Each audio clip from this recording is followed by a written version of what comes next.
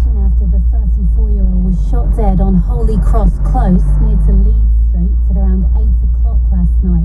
Police say it was a targeted attack. The child is receiving specialist support.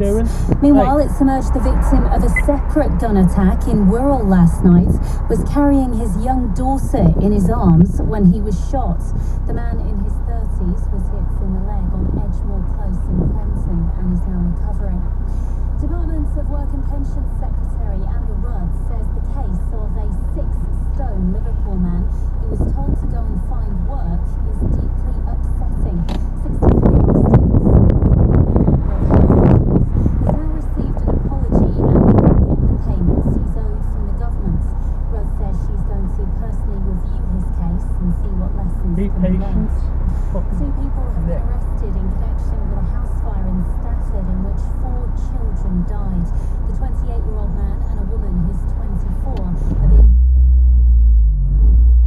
negligence. And Marco Silva says he saw flashes of the Everton side he wants to build against Manchester City.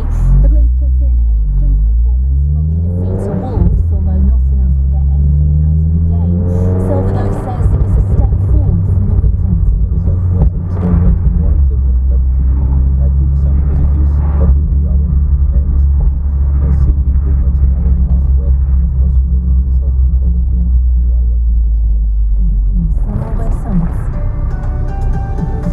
Get the greatest hits on, at home and at work. Tell your smart speaker to play Greatest Hits Radio. Mainly sunny spells.